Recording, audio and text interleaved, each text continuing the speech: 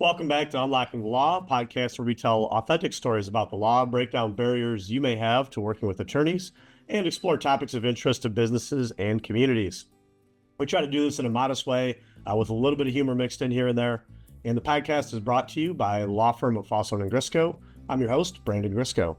Joining me today is my good friend and commercial insurance agent, Kefentse Mandisa, or K for short. I've known K for a long time. He's a good buddy of mine. Kay, why don't you go ahead and introduce yourself and just tell our audience a little bit of what you do? Yeah, great. Like Brandon said, I'm Kefentse. Everyone calls me Kay. I tell everyone my own mother calls me Kay, so never feel bad for taking a shortcut and calling me Kay. But I've been in insurance and risk management field since I studied in college and graduated in 2006 and been in it ever since from Olivet and went back at Olivet and received my master's in insurance risk management. So this is what I do. I'm somewhat of an insurance nerd, and throughout the years I've worked with Brandon we bounce back things, back and forth between legal and insurance. There's a lot of synergy between us, so I was happy to be on this call today. Yeah, Kay, I really appreciate that.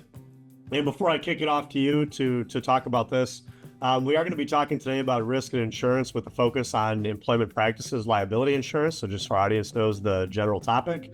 And before I kick it off to you, I do have to say, whether you're, a small employer with maybe you just have 1 or 2 employees or 50 or even 500 employees, whatever that number is, there just simply is no substitute for the appropriate levels of employment practices liability insurance. Something we're, I'm sure, going to get into more throughout the course of the call is that whether you have insurance or you don't have insurance, you have insurance. It's just a matter of, are you backed by a company or are you self-insuring over your risk? So probably want to evaluate whether it's worth it to take advantage of that risk management tool. But with that being said, I'm going to get out of my own way here. And Kefentse, why don't you take it away and tell us a little bit about your experience with employment practices? Oh, so first of all, I agree with you 100%, Brandon. The only way I have told a client maybe don't purchase EPLI is it was a mom and pop, literally the husband and wife, no employees, because there's very little risk of the husband sexually assaulting the wife, so that's the only. Anything other than that, if you have an outside employee, not only we're thinking of sexual discrimination. I've had a client, is a small operation, I think 10 employees, one manager called an employee the B word, and I think he was just upset. There was an argument going on between the two, and she filed for discrimination under gender. And I don't think he meant it in that gender, discrimination way. He just said something he shouldn't have said, and all of a sudden he has a lawsuit for the company. And remember, you're responsible for what your employees say and do on the clock. Yeah, and I think that's an interesting issue that you just bring up, because, and I think after this, I'm going to ask you to talk a little bit about sort of what does this process look like, and I'll kind of pepper in some of my own thoughts with respect to what happens if you receive a claim of some type and you don't have insurance or you don't have coverage for that particular type of insurance. But I mean, just as an example, in Michigan, as well as federal law, there is law out there that talks about stray remarks, right? So like a stray remark or an isolated remark, whether it's based on race or sex or whatever protected classification we're talking about, those stray isolated remarks are probably not actionable. And what I mean by that is they probably don't form the basis of a legitimate employment discrimination lawsuit. But the problem you're going to find, and what we're going to talk more about, I think, as time goes on in this discussion, is that you still got to defend your case, right? You've got to prove that ultimately in front of a judge, probably on a motion or something like that. And you've got to be able to say, look, judge, they don't really have any evidence here. At most, they've got a stray remark or an isolated remark. And so you should dismiss this case on that basis. But the problem with that approach, and you may very well be 100% legally correct in that assessment, but the problem is that if you've got a sort of a trigger-happy plaintiff's attorney on the file or something like that, they might just put you through the ringer to make you prove your defense, right? And how much is that going to cost you? So 100%. We see that a lot. We see that a ton, where even if it is a stray remark, or you may allege that it didn't happen the way that the employee said it, you still have to pay to defend yourself, right? So, and we find that even if you do have insurance, we could talk about if you don't. But even if you do have insurance, a lot of times, $10,000 deductible is kind of low when it comes to employment practice discrimination. You tend to see 10 the low end, 25,000, 50,000, depending on how many employees that you have. So you're going to eat a considerable amount of cost. You're self-insured to enforce a good amount of that. Yeah, let's just back up a second real quick and talk about our terminology. I know guys like you and I are familiar with sort of banding terms around, but maybe you could just explain for the audience that's watching, maybe somebody that's new to business or something like that and doesn't really quite understand how insurance works. But, you mentioned premium, deductible. Can you kind of just walk through sort of the key features of an EPLI policy? Exactly. Yeah. Thank you for that.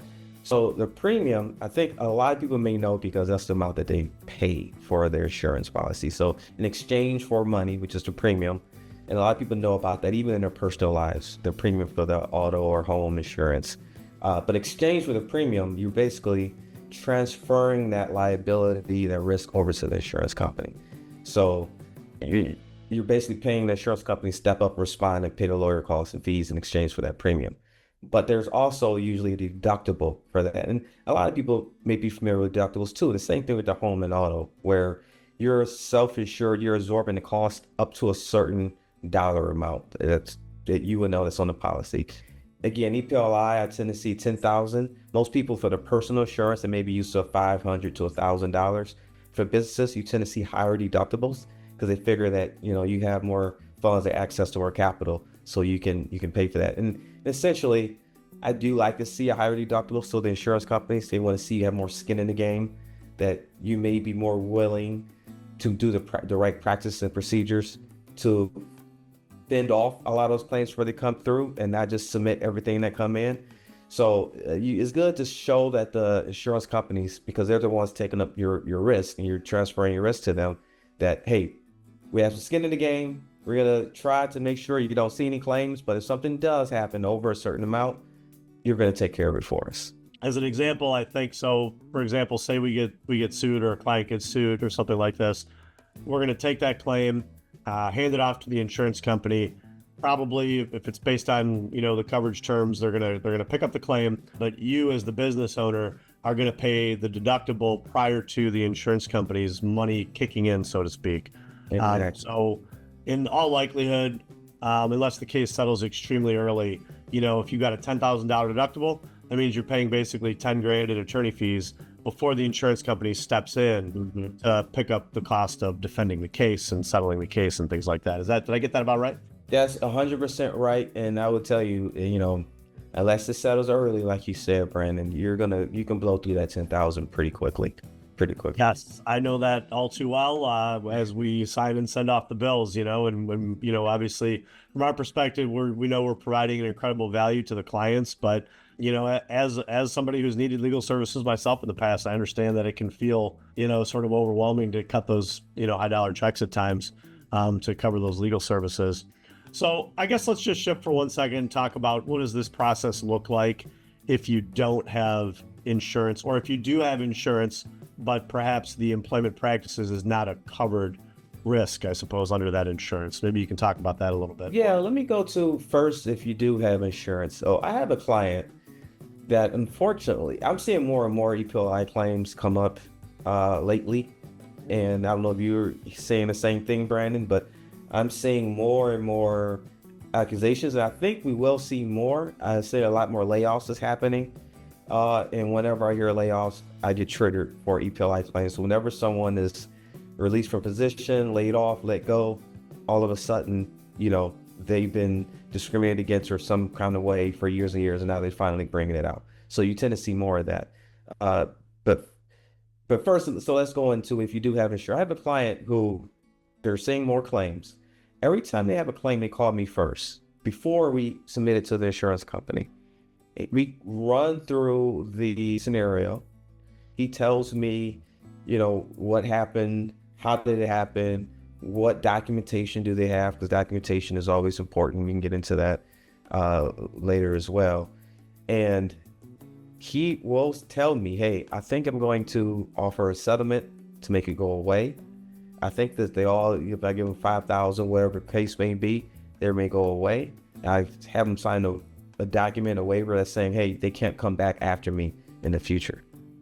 And when I say to my advice, the same thing to them. Okay, you can do this, but if you do that, just know the insurance company will no longer step in and defend you. You decided to take this and handle it all yourself. It's fine. If it goes exactly like you said it will, perfect. The insurance company doesn't need to know. But if for some reason that person comes back, they say I need more than 5,000. They decide to go up to another high level court. Something happens outside of, what you said, and you can't go back to the insurance company and say, well, this thing blew up on me. Now it's looking like it's going to cost $100,000. Insurance company, can you step in? So, yeah, that's an interesting point, because I think, especially with entrepreneurial types and people that are kind of, they're charging ahead. You know what I mean? They're always looking to do the next thing and get to the next level. And it's really served them well in business. But I think when it comes to legal issues, sometimes there's value in kind of pumping the brakes a little bit to sort of say, okay, let's get the lay of the land here. What do we got, before we proceed in this direction? I think most insurance policies will likely have language in there concerning, that you void your coverage or you no longer have coverage to the extent you, engage in these sorts of like direct deals, like what you're talking about, or, to the extent that you don't give notice promptly to the insurance company. So they do, and I'm not trying to malign your industry, certainly, but the insurance company sometimes builds these things into their policies, and it's a contract, right? And so you've got certain obligations and the insurance company has certain obligations. And if you as the business don't hit your end of the bargain there, the insurance company, it gives them an out. So, and I'm not saying don't do it. I'm not saying that in a case-by-case situation, it doesn't make sense to engage in those sorts of discussions. I just think you have to be realistic in understanding, okay, how does this change my risk profile? Because having those types of discussions, and you may be making omissions admissions rather, you may be making admissions or exchanging documents with this person or something like that, that ultimately prejudices your case. And so that's sort of the justification for why the insurance company is now going to say, okay, you know what? You did all this stuff on your own. You didn't give us notice the way you were supposed to. And so now we're going to take a step out of it and we're going to back off of this. But Kay, what happens if, the claim is legit, it's covered, and you do things the right way, and then the insurance company decides to cover the claim? What does that look like? So what it looks like, ideally, beforehand, you would meet with your insurance. This very rarely happens. I do this with my clients, but outside of that, I have very rarely seen this happen. You meet with the insurance company, and insurance companies usually have a pre-approved attorney list. And Brandon, you know that. So they have attorneys that they are, at set rates with, they're approved to work with and handle your claim. Ideally, you will have a relationship with one of those attorneys on that list, so you know who to go to, and you have a relationship there, as opposed to you being assigned some attorney you never heard of before, who hopefully they do the best for you in your case. It's kind of a crapshoot, at that point. So just notice, when I talk about transferring risk, you're transferring risk to the insurance company. The insurance company now can do what they want with it. And that's a lot of times where I find that clients or business owners, they like to have control, right? So that's why sometimes they want to handle themselves, or they either pay it off themselves or deny it and say, oh, they're lying, because they take it to a personal front that someone accused them of some type of discrimination. But you have to understand, once you transfer that liability over to the insurance company, that's what you pay the premium for, it's now theirs. So they will assign an attorney, they'll review whatever documentation that you have. So you have a write-up, an employee profile, any warnings you gave, any disciplinary actions you gave, anything like that would help your case. That's why documentation is very, very, very, very, very important when it comes to EPLI claims. You can't say a person was a horrible employee, you fire them because of absence, but then they have a spotless record, history, and the manager has a glowing review, then it's not going to look well in your favor. I love that you said that. I love that you said that, Kefentse, because so often we will be consulting with clients on files, and okay, we fired this person, we think they might sue us, whatever. We'll just say that's the situation. Okay, well, let's get a look at the personnel file. What do you got?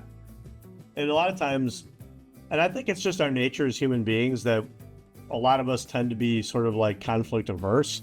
And so because you don't want to have difficult conversations and have people be mad at you, and we all sort of want to be liked, and we all want to have the warm and fuzzies with everybody.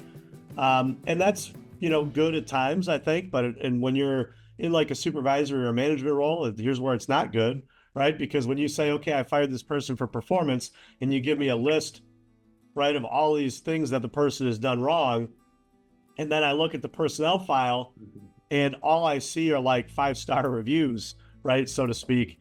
It's like, well, wait a minute, because now what you're saying tells a much different story than what's on paper documented. And what that does is it creates a question of fact. Okay. So now you've got, instead of a judge being able to look at something and say, okay, these are the facts, they're not really in dispute, everything's documented. Now you've got a question of fact. And what a judge is going to do when there's a question of fact is it's going to go to trial. It's going to go to the jury. The judge is no longer going to be able to rule on that as a matter of law. Okay. And now, of course, you can have everything documented to kingdom come and still end up with a question of fact.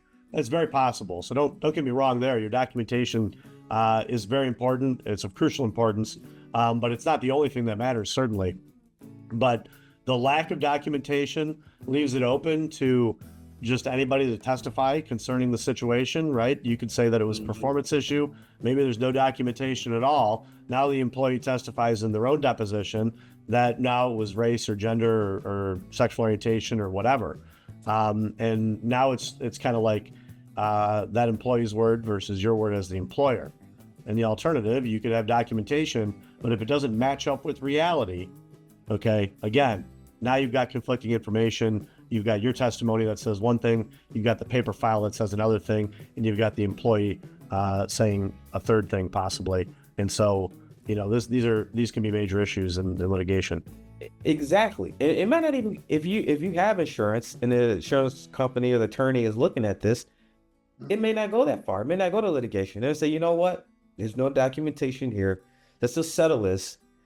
So, because this looks bad for us, so if it does go to a trial, and a lot of times the business owner is not okay with that. They're upset because they feel like their name is on the line. They somewhat feel like they're admitting guilt, basically.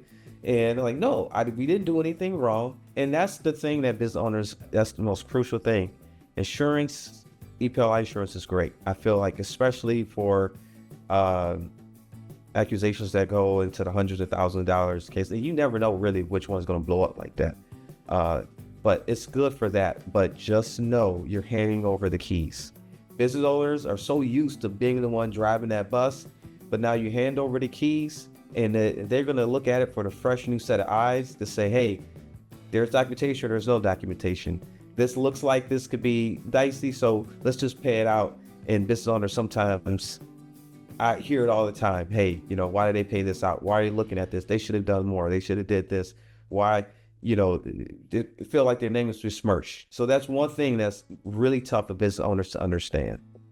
Yeah, I think you're 100% right about that. And, pretty much any insurance policy is going to give the insurance company, the insurer, rights to control and direct certain aspects of litigation. So while the attorney that's been retained represents you, the insurance company still has rights with respect to that. And that's one of the trade-offs, right? Is that you're sacrificing some level of control in exchange for the financial benefit of having somebody else kind of pay for the litigation and potential settlement. Exactly. Now, if a claim comes, or incident, or claim of discrimination comes in, and you do not have insurance, which they have happened for clients. But some clients, they don't realize the understanding or the need to have this insurance. I think some people don't really get the difference between business insurance, right? Like commercial general liability type, whatever, and then EPLI. I think sometimes that gets lost in translation. I do. I think so as well. And or they just believe, if I have a client tell me, hey, well, our people don't do that. Our people don't discriminate. Our people don't sexually harass. Okay, well, you can't speak for everyone who works for you.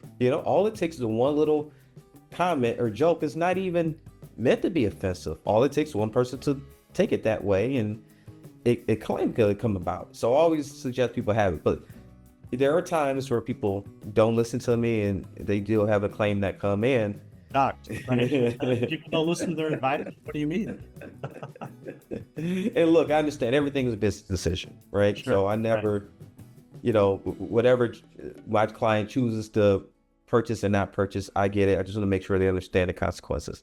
But when a claim does come in, first of all, understand if you don't have insurance, you're really handling this all by yourself, which can be tough, right? So you have to bring, you should bring a lawyer, your own counsel, in as early as possible, because if the insurance company isn't going to hire an attorney, you definitely should if you don't have access to insurance. And I say get you in there as early as possible. But what are your thoughts? Like, when you first get brought in on a claim, there's no insurance. Well, I think first there's a couple of things I would say, which is that there are avenues that a person making a claim, right, an employee, there are avenues they can take which cost the employee nothing, but which generate kind of a pain for the employer. Okay, so as an employer, I think you have to be aware of these different things that can occur. So the first and most obvious thing is that many plaintiffs' attorneys are working on contingency, not necessarily in every case or anything like that, but much of the time the plaintiffs' attorneys are working on contingency. And oftentimes this is a significant area of their practice, something that they do quite often, right? And they're very used to these sorts of claims. They know what they have to prove, and they know, more importantly, what they have to do to create that issue of fact so that things will survive emotion, right? And so on the front end of a case, you got to be aware that the plaintiff, him or herself, might not actually be paying out of pocket for things. So you as the business owner have to understand that there's some financial pressure going against you, right? Causing you maybe to want to settle. And the plaintiff or the employee, the former employee, might not necessarily have that same level of financial pressure associated with their case, right? Because they're working on contingency. The attorney doesn't get paid unless they win, right? I think that's one sort of dynamic that as the business owner you have to be aware of. And this sort of discourages, in a sense, early settlement from the plaintiff sometimes, perhaps. Another couple of things, and maybe less obvious, is that the state of Michigan has a Department of Civil Rights, the MDCR, Michigan Department of Civil Rights, and there's also the Equal Employment Opportunity Commission, the EEOC. And any employee can file a discrimination claim or disability discrimination or sex, gender, all those different protected classifications. Those sorts of claims can be filed with the EEOC or with the MDCR. And then the federal government, in the case of the EEOC, or the state government, in the case of the MDCR, actually assigns an investigator to the file. And they usually have subpoena powers, and they'll ask for documents and things like that. And you as the employer will have to put together a position statement. And, so obviously this is now putting you in a situation where you're having to produce documents, you're having to make statements, there may be omissions. Sometimes there may be things you don't say for whatever reason. And you're having to engage with a government sort of investigator about this file. And oftentimes the employee only has to submit sort of like a standard one-page complaint form. It doesn't necessarily have to have very much information on it. And now you're having to respond with sort of like a full outlay of the facts and circumstances associated with the situation. With the investigators, they are trained to do this all the time. They know exactly what the law requires. Even if you didn't do anything wrong, it's likely that they're still going to say, well, this policy could be tweaked, so you need to change your policies to conform and things like that. There's all sorts of different things that can happen with that. And if you retain an attorney to deal with it on your behalf, now you're talking about the time and expense associated with that.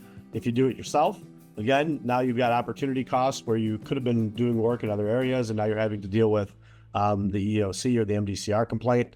Again, these are all things that are putting financial pressure and time pressure on the employer that you just have to be aware of. Oftentimes, when you receive a claim, from say the EEOC or MDCR, that actually is a triggering event in many cases for an EPLI policy. Are you familiar with this generally? Yeah, 100%. Yep. As soon as you receive a claim, you have to let the insurance, if you do have insurance, company know in a reasonable amount of time. It doesn't necessarily have a set date. You have to let them know the next day within 24 hours, but a reasonable amount of time. So my clients, whenever they do receive a claim, we talk through it first and talk through especially that one in particular where some he may handle himself. And then we talk about it, and a few days later, then he makes a decision whether he'll submit to the insurance company or not. And that's still a good reasonable amount of time. You just can't sit on it, Well, and I think the point that I was trying to get at is that, if you take the MDCR complaint or the EEOC complaint, and now you're engaged in 6 months of investigation, yeah. right, where you're doing everything yourself and you're providing information and making statements and maybe omissions and different things like that, and then things start to go sideways on you, and maybe the EEOC issues a right to sue letter, right, hands it off to the plaintiff. Now they have the right to go to court on that file, and then you get the complaint, and now you hand it off to your insurance company. They might say, whoa. You're right. Yeah, you're right. At that point, you lost that game of hot potato. You stuck with it. Now I have seen cases. Like, I don't want to make it out like the insurance companies are all totally evil. I have seen cases where I suspect it was a business decision. The insurance company probably had the right to deny coverage for something like that, but because they maybe wanted to maintain the client relationship or something, or because they felt it wasn't prejudicial, they still retained the coverage. I don't know if you've ever had any experience with a situation like that, but I've seen it happen. Yeah, I've seen where maybe you get a notice, but not like a formal complaint. So you don't necessarily have to. So we had an insurance company, which is fantastic, where we received a notice. We let the insurance company know. We met with the attorney, with the claim adjuster. She said, hey, because you received a notice, you don't have to really put attorney on file yet until it's formal. So you can, we can try to work and figure this thing out, before, we actually put an attorney on there, because we don't technically have to yet. So I have seen insurance companies be lenient as far as how things, go. If you get involved early, they're like, hey, we don't formally have to make this official yet.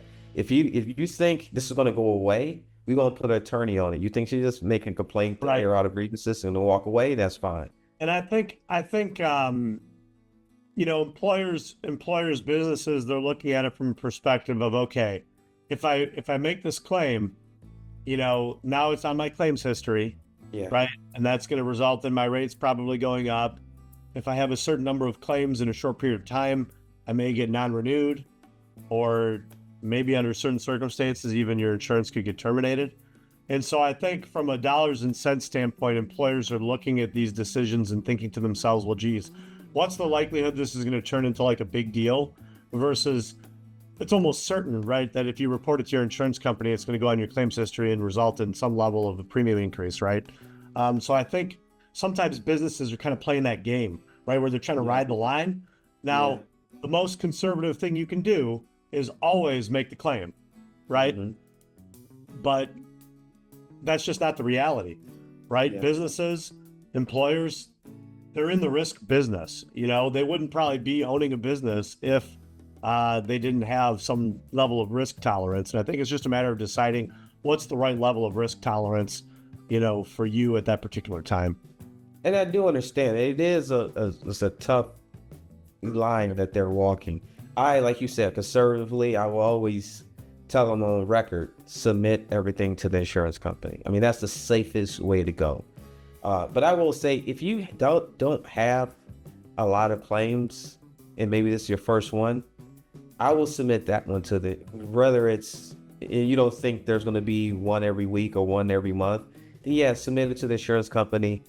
Even if you think it's baseless, see how it's going to be handled and play out. And a lot of times they do end up settling it. Most claims I find end up settling. They don't go all the way, at least in my experience, they don't go all the way to court. But When you say they settle, do you mean pre-lawsuit, or do you mean just pre-trial?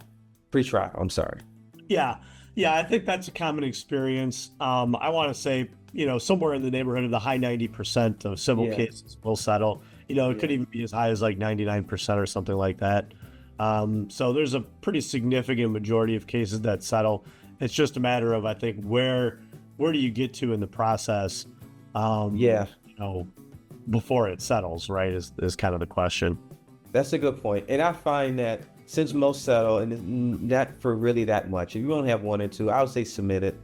You have insurance for a reason. Now, if you feel like it's a common thing, then maybe working your practices internally, but also then I will start picking and, not picking and choosing, but I might looking at which ones I submit or not.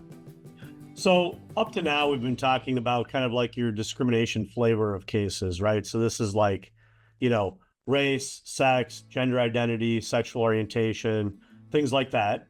I think something that I just want to clarify before we move on to kind of my next little topic is that this also would apply to things like disability, religion, age, marital status, genetic information. I mean, that's the thing, I guess, is that so many times people will think of this in terms of like a male-female type issue or a transgender issue, or a black, white, Arab, Hispanic, kind of a race or ethnicity type issue.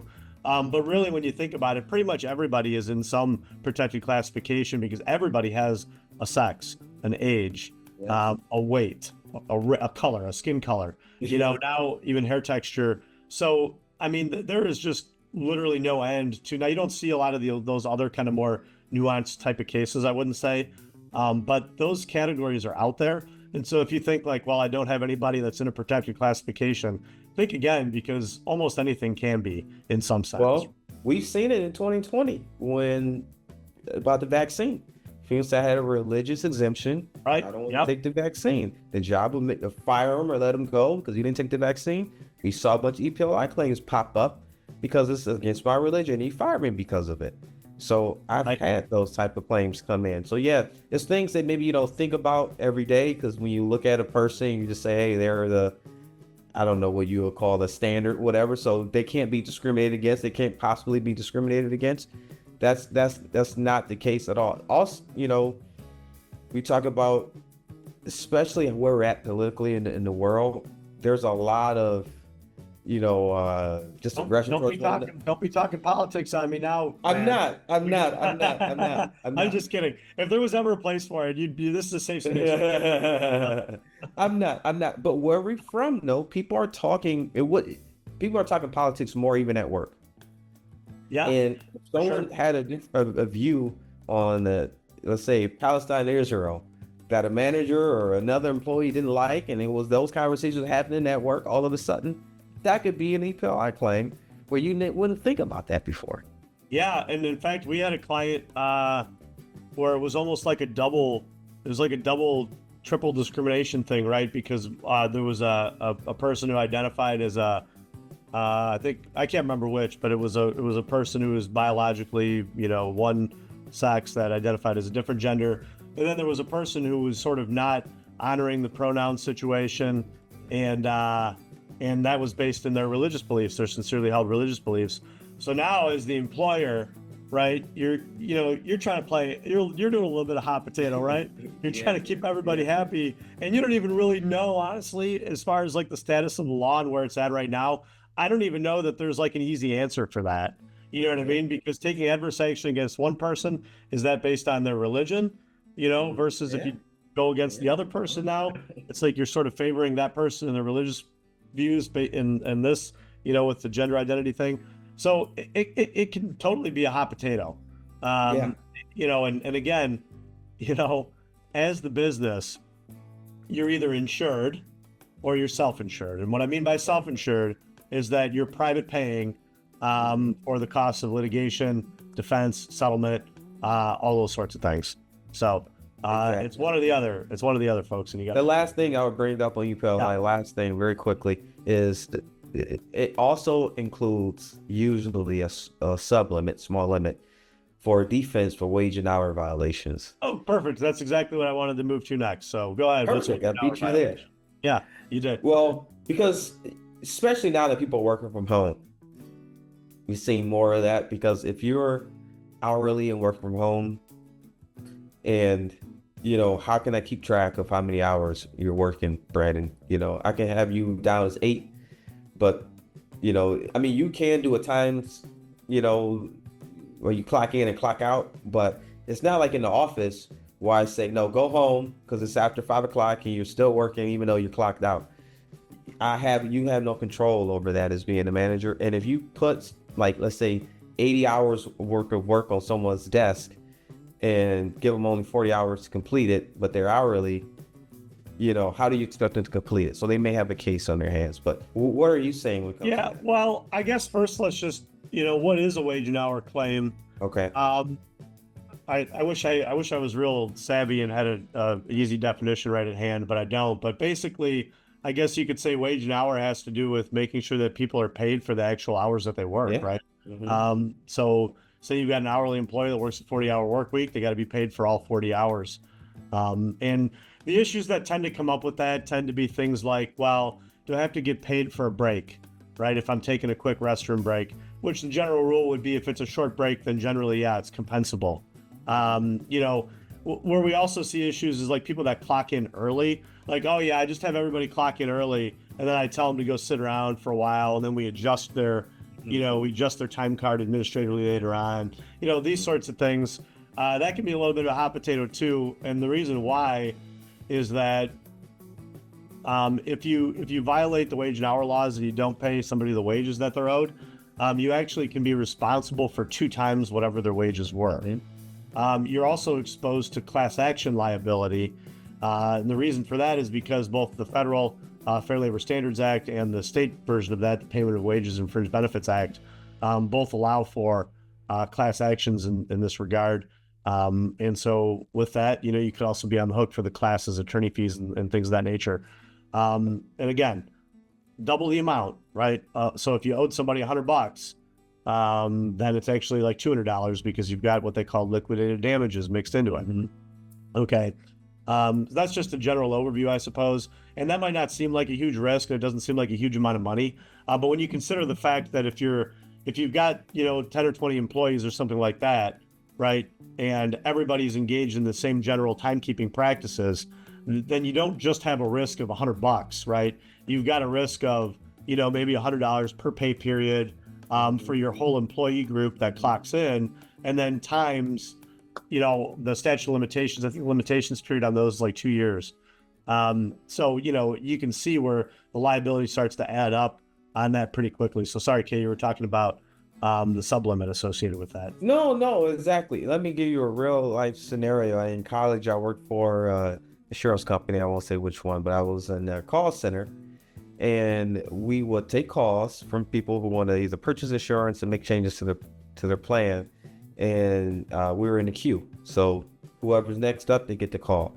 But afterwards, we would take notes. So you take yourself out of the queue just to take notes and put it in that file. Well, when you're out of the queue, we weren't getting paid. So years later, after I'm already... I see a little bit of a problem with that, but go ahead. Years later, after I'm already in my professional established career, I get a check from the insurance company. I think it was $30, $40, because I wasn't there long. It was, summer. $30, $40 because of those hours that I was not getting paid for. Technically, I was still working. I was just taking notes.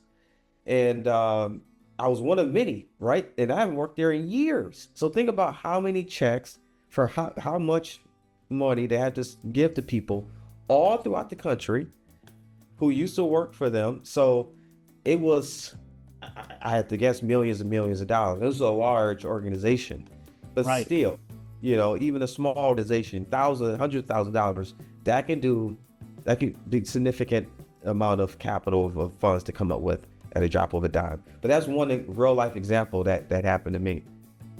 Yeah, and I think the other area where that can sometimes come up is with like employee misclassifications. So for people that may or may not be aware, but if you classify somebody as an independent contractor, and they're doing work, and maybe you're paying them, cash under the table, or maybe you're just compensating them based on a flat amount for what you're considering like project work. Well, if somebody comes in and says, well, you know what, actually, I don't think I was a true independent contractor. I think I was really more of an employee. Now you've got a whole issue of like, okay, well, are there tax implications associated with your failure to pay payroll tax? Were there hours that should have been overtime hours, because there would be an hourly employee in a sense, right? And then, you can see where that sort of thing can quickly add up.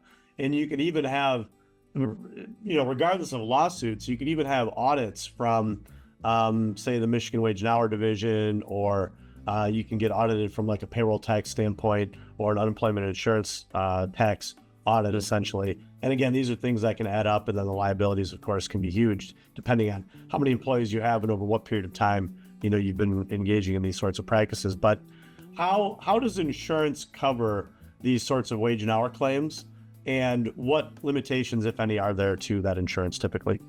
So insurance companies, and I'm in the industry, right? So I don't want to, but they write the contracts, which is the policies, and they write it, in their favor. So they also want to pay claims, I guess. They want to make sure that they're giving you a service that you're willing to pay for, but they also run in the business as well. So remember that. So when it comes to wage and hour, you tend to see a sub limit.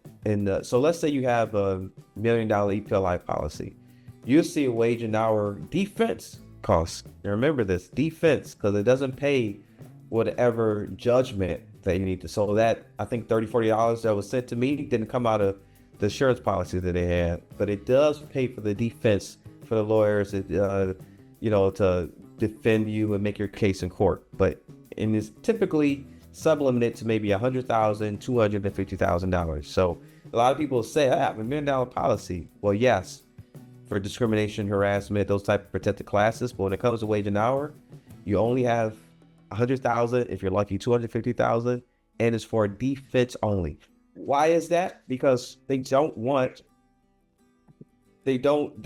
that, again, it can go for years and years and years and years and years, and it can add up to millions of dollars very quickly. So we want to stop bleeding. That's what the insurance company says.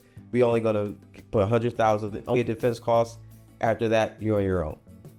Yeah, and I've been through a number of audits with clients on their behalf with the wage and hour, folks, and there's a high probability that they're going to find something to argue about with you, right? Their whole existence is predicated on finding issues in these audits, right? So, you don't want it to be a monetary problem typically, right? Hey, maybe you get a slap on the wrist because your policies aren't quite up to snuff or something like that. But you don't want to find yourself in a position of, realizing that you've been failing to pay overtime for the last couple of years to every single employee, right? That's going to be a big number. And again, even if you have the wage and hour sublimit, which I typically, when I've talked with my employer clients, especially the ones that have sort of like a lot of blue collar type hourly employees, I usually do encourage them to review their policies and make sure that they've at least made an educated decision about whether or not they want, any wage and hour coverage in there. But you got to keep in mind, it's only covering costs of defense, right? So even if you get in there with an attorney and the defense costs are covered and it's an early settlement, the insurance company is going to carve that out, right? And they're going to say, okay, well, the cost of defense, maybe because it was an early settlement, maybe it was only $5-10 grand to defend the case. But now whatever the actual settlement amount is, that's going to be on you as the business to have to sort of come out of pocket for that, which can be significant potentially. Exactly. Thank goodness I haven't seen a lot of my clients go through a wage and hour, violation incident or claim, more on the EPLI side. But it's one of those things that when it does happen, it definitely has potential to run away and get away from you, because it takes some time, right? Because the investigator is going to look at, okay, how many people are infected? How far back does this go? And not only takes time on their side, it takes time on your end in that investigation. They're doing it as well. So it's one of those things where I just hope that, none of our clients are privy to that. Yeah, and I think there's, certain industries, I guess, or again, certain employer types that are more prone to issues with that. If you have a lot of hourly people clocking in and out, if you're employing maybe underage workers in some contexts, Mm-hmm. if you're, dealing with a lot of like cash type employees, right, where you're paying them cash, that's a whole nother host of issues. Again, all things that as a business owner, um, you're going to decide to do what you're going to do, and you're going to take the risks based on what's best for your business. But that should at least be an educated discussion, hopefully with, somebody that's good in insurance, and hopefully with somebody that's qualified as sort of a general counsel type for the business. Exactly. Yeah, I find in restaurants and just like you said, places where you literally come in every day, clock in and clock out. Or again, I've seen more where you're hourly, but you're working at home. That scenario kind of scares me the most, because that's where I feel. Yeah, and that does raise an interesting issue of remote workers, right? Because you're sort of on the honor system, right? With respect to, hey, I was working between these two times, and here's my timesheet. And as the employer, you really got to trust your team, I think, for that arrangement to work, because you really have no way of being able to verify that. Or there may be some technology solutions, I guess, for that. I don't know what that would look like exactly, but you're really gonna go through the steps of sort of big brothering your workers that you're supposed to have a good, solid, working, trusting relationship with, right? And you're gonna monitor their computer activity at home. You know what I mean? I could see employees getting a little bit frustrated with that as well. So it's one of those sort of 21st century challenges that as we continue to get into, the future, right? The future is now, but as we continue to advance in that, it's going to continue to be a problem. So what concerns me too, you're right. You can't monitor it unless you do put some kind of system that Big Brother, but also sometimes some companies, not all, is almost like an unhidden secret that some of their employees are working 50, 60 hours at home because things need to get done and they can't get it all done in 40 hours, but they're hourly. So they may not tell verbally their people, their boss, that worked on the weekends, but they know they're probably working on the weekends to get stuff done. So it creates an environment where, or the employee may be hiding it from their manager.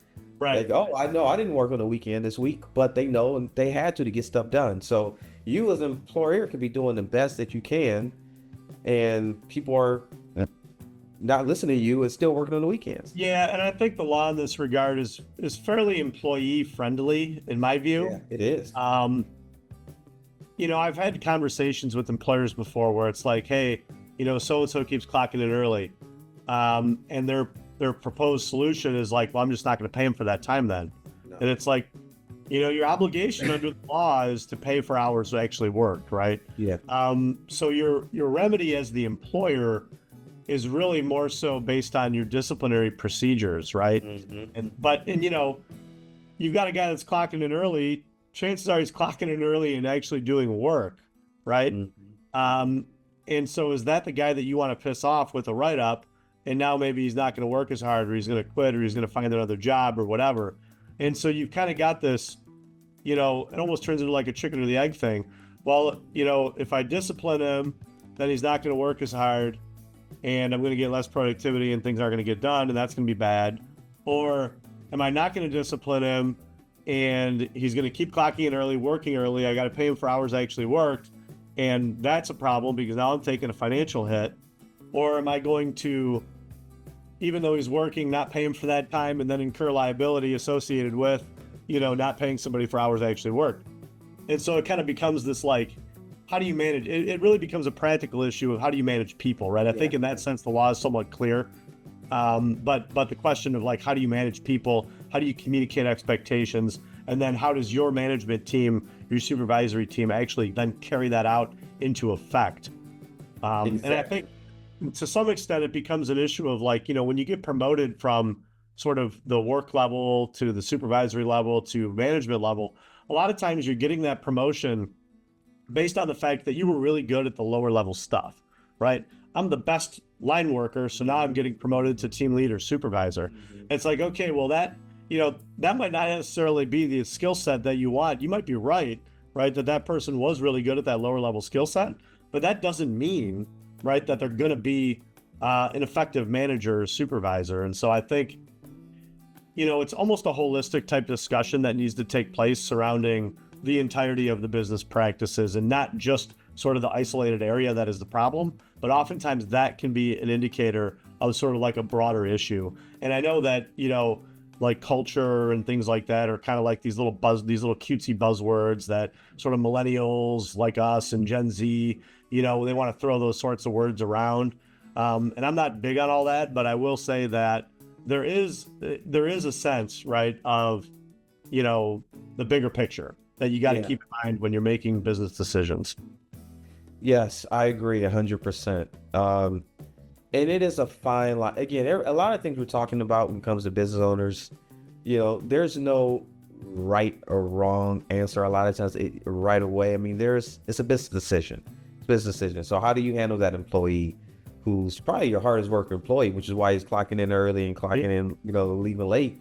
How do you manage that? Because you don't want to discourage it, but there's a legal liability associated with that. And how you do it is a business decision, but yes, are there consequences to certain decisions? Yes, but there is a business decision. So it is tough. I would say a lot of things that we're talking about, most of it is that immediate supervisor is that front line. Right. And you, like you said, some of them may not even be prepared to handle a discrimination claim, but they are the first line of defense. Were you going to say something? Yeah, because I think a lot of times, you're gonna laugh, I think, when I say this, but a lot of times the supervisors, they think like that's an HR problem. Go talk to HR about that. And I think I'm not in HR obviously myself, but I kind of get this in a sense too, as sort of in the general counsel role, as sort of a general business advising attorney, is that a lot of times people will make things into an HR issue or a legal issue. And it's like, hey, you know what? This is actually just a business decision, believe it or not. Mm-hmm. Like the legal principles or the HR principles may be, in a sense, clear cut. And so some of the best advice that we can give as attorneys, I think, and perhaps this is true of HR too, but I think some of the best advice we could give is just trying to kind of putting things into the practical perspective of like, okay, the law says X, Y, Z, but what's the practical implications of how we're going to actually carry that out in the business? But 100%, I think at the supervisory level, you're only as strong as your weakest supervisor. And if they're kicking everything to HR sitting in a corner office somewhere, maybe thinking like, hey, I actually don't know this person. Like I don't work with them maybe every day, or maybe I only hear about them when there's a problem. So a lot of times I think your supervisors may be in the best position to have those discussions and head things off at the pass, and then maybe HR can come in and help at some level with that, or maybe even facilitate in some sense. But the business, I think the leadership, HR, down to the supervisory level has to sort of be aligned on what the roles and responsibilities are. Otherwise you could end up in this situation where you're doing a lot of finger pointing and it's unclear, who's the final decision maker. It's exactly what I've seen when it happens, where upper management, they also a lot of times don't know the people on the floor, not by names, depending on what type of organization you're at. So you're really relying on the supervisor, especially after an incident happens. Hey, tell me about this claim that just happened. Oh, well, he did this and that. And well, do you have any documentation? Go back to that, and then that supervisor is the person who would do that to give you that first line of defense. And if it's not there, or they didn't bring HR in early and it's not there, then like you say, you're only strong as your weakest supervisor. So what argument do you have? So a lot of that front line, not only defense and preventative measures, you say, I agree. I think the word culture is used, like overly used, but like how we do things around here, that is really by that immediate supervisor. They really set that tone.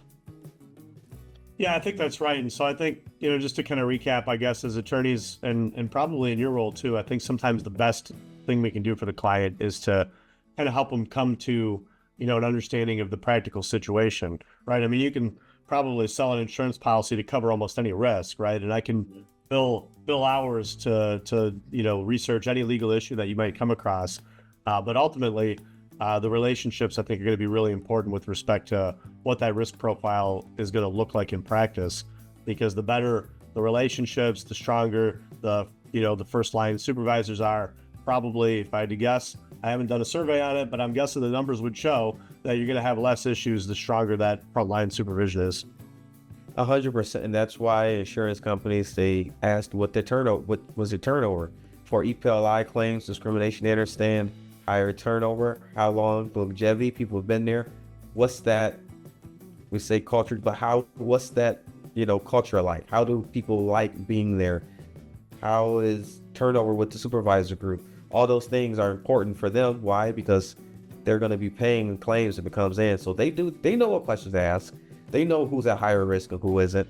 So if you have that, it does make you less of a risk. But I find it's something that certain companies, entities don't really emphasize to after the fact. They sometimes burn themselves on the stove to realize what's important. I think that's a great point to kind of wrap things up. I think the operational, your operational practices, that's what I would typically characterize as operational risk management, right? You've got insurance risk covered, you've got maybe legal over here, but the operational management of risk, just the way that you do business, the way that you engage with your employees, with your vendors and contractors, that's also another very effective way to manage risk, maybe something that we'll have a future episode on even. But Kefentse, before we wind this up, why don't you tell people where they can find you, either on your website or social media? Where can people find you? So, Kefentse Mandisa, just find me on LinkedIn, send me a message on LinkedIn. I'm on there, I'll respond back. One thing I just want to leave you with, even though I work in insurance, I do understand that insurance contracts are policies. Insurance companies write the policy. So we said a lot of the times in this discussion, that a lot of times it's written for you, is written for the insurance company because they're a business as well. So making sure you understand what's in that contract and the limitations of that contract, and not just someone selling you a piece of paper, is very important. And also making sure that hopefully you're not using it. We talked about operational and risk management things that really prevent you from using a policy, and is only there if need be. You have a safety net, but doesn't mean you want to jump off the tightrope onto the safety net. You only want it to catch you if need be. And having those good operations in place, having a person like you and consulting with you on the front end, and talking to a risk manager or a risk management consultant on the front end, will hopefully prevent you from spending money on the insurance company for spending money on the back end. Well, thank you so much for those concluding thoughts, Kay, and thank you for being with us. Yeah, I can't stress enough how important it is to read your contracts, right? I think the last episode I did was 5 things that your attorney hates to hear. And one of those things was that, well, I signed it already, right? So, we come across that all too often. So insurance policies are contracts. You need to read them and understand them in order to understand what the levels and limits of the coverage are going to be. So thank you so much again, Kay, for being with us. Thank you all for watching. Please, subscribe to the channel, like, share, do all those things. And this has been Unlocking the Law, brought to you by the law firm of Fausone and Grysko. Folks, we'll see you next time. Bye.